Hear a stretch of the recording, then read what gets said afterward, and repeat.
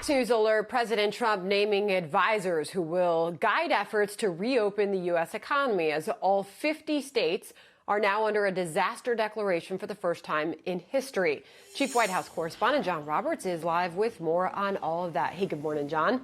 Sandra, good morning to you again. We'll give you the latest on the new council to reopen America in a second. But first of all, within the last half hour, the president tweeting that when it comes to reopening the United States economy, the decision will be his and his alone. The president tweeting, quote, "For the purpose of creating conflict and confusion, some of the fake news media are saying that it is the governor's decision to open up the states, not that of the president of the United States and the federal government.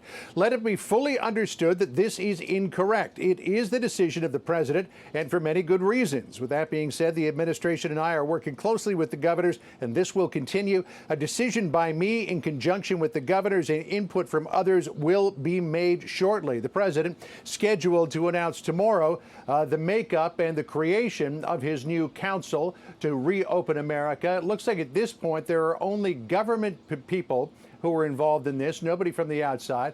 Among the people who will be on the council, it will be chaired by Mark Meadows, the White House chief of staff. It will also include Ivanka Trump, Jared Kushner, Treasury Secretary Mnuchin, Larry Kudlow as chief economic advisor, Robert Lighthizer, the U.S. trade representative, the secretaries of commerce, agriculture, transportation, energy, labor, HUD, the OMB director, and the chairman of the Council of Economic Advisors, along with a couple of other people. The next soft target for reopening is now May the 1st, but as the FDA Administrator Dr. Stephen Hahn says, it's one that will ultimately depend on conditions being right for a reopening. Listen here.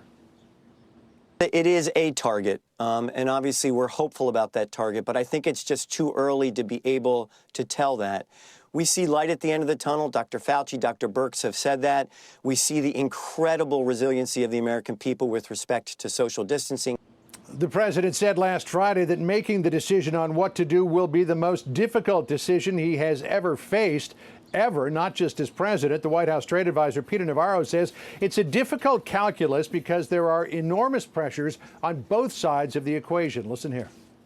We know that the virus itself kills, but we also know that economic recessions and depressions kill. And so that very tough decision this president is going to be making is to have to weigh the balance and figure out which path does more damage.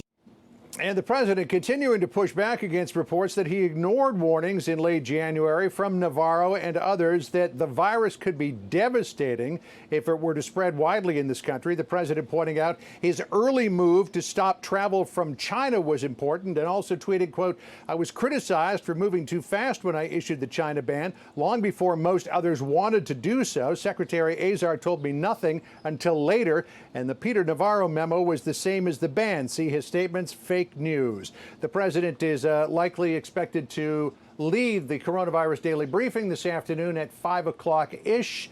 We'll likely learn more about the makeup of the council, what he expects to happen, and whether or not they will be able to begin reopening government in just a little more than 2 weeks. Sandra?